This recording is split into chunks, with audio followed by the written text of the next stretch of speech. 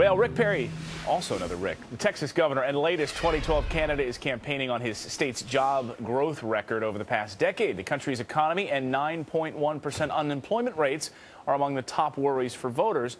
But will this fiscal conservative suffer from the White House's attacks on his spending record? Joining us now for a fair and balanced debate, Fox News contributor Ellen Ratner, former advisor to President George W.Bush, Kereakos Zuras, and co-founder of the Tea Party 365, David Webb. Nice to see all of you bright and early this morning. Thank you. Good to see you, Clayton. David, let me start with you. The Democrats wasting no time going right after Rick Perry and talking about big government spending.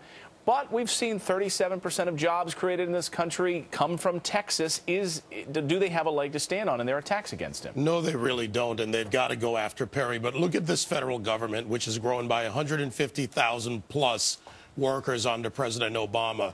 2006 to 2010, the Pelosi-led Congress, where they grew, the workers in the EPA, the DOE, several agencies.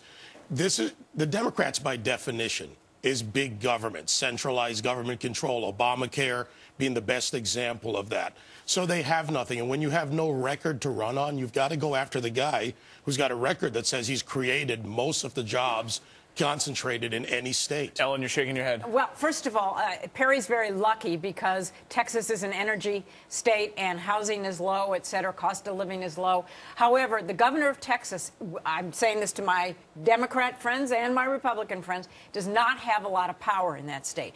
The power is really invested in the legislature. So I don't know how much Rick Perry created or didn't create anything. Kereakos, because you worked for George W. Bush, talk about Texas here. I think that for the Democrats to go after Rick Perry and say that he's all about big spending and growing government is laughable.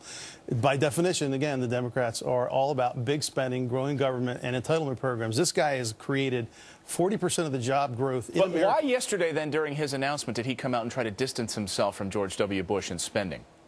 Well, probably because people are going to try to make that association, okay? But the bottom line is this. He is creating results over there. He's got the lowest, his unemployment rate in Texas is lower than the United States as a whole. He's created 40% of the job growth in America from 2009 to 2011. He's doing things right down there. And I think the Democrats need to look at him and take some lessons about what he's doing. Go ahead, Ellen. And I'm saying that he probably isn't doing a whole heck of a lot. He's both lucky and he doesn't have the power that the legislature in Texas has. David, I want to ask you this. From a Tea Party perspective, what does he do now to Michelle Bachmann?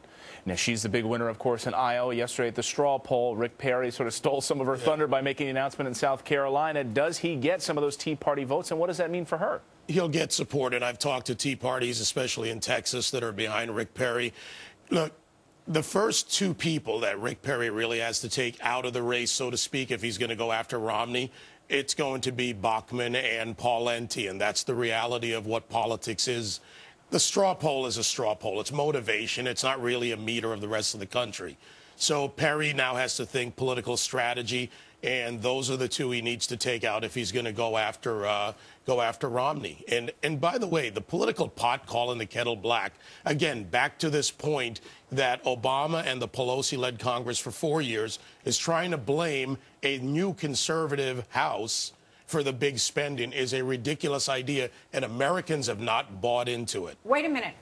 President Clinton balanced the budget and had a plan to get us out of debt. Then George Bush came in, and the debt increased multifold. I mean, Ellen, it did, and it was $10.57 billion in 2008 when Bush was over. It is now $14.6 trillion, a 35% growth. So the numbers are there, and you can't turn around. Bush was a big spender. He had his faults. That's a truth. But the fact is 35% growth since Obama took office in 2 years plus. That's ridiculous. Kereakos, I want to get you. He's outspending George W. Bush 4-1. Okay, and this $666 billion that he spent that promises we'd have 8% or less unemployment isn't working. We've got 9.1. It's getting worse. People are getting laid off by the minute. Wait a minute. What can he do? What can we've he had do? 17 months of continuous job growth in this country. And what President Obama came in and inherited was not a pretty picture. We got to stop doing this inheritance thing, okay? This economy is owned by President Obama. It's been 2 years plus. This is his problem. Only because you guys are trying to make him on it. 17 no, we're not trying to make him on it. He months of spent all continuous this money. job growth. David, I'll give you the final word. Let's look at this from the fiscal conservative point of view. regardless of whether you're a Republican or Democrat, you're an American who looks at, I have no job, I'm underemployed, there are millions of people out of work, and our effective unemployment rate is somewhere probably close to 17%. We have a problem in this country, and the political partisanship that the Democrats want to play, demonize, marginalize, and attack, it doesn't work anymore. Maybe Newt Gingrich hit on something during the straw poll that maybe we all need to come together somehow. Guys, thanks so much for joining us this morning. Have a great Sunday.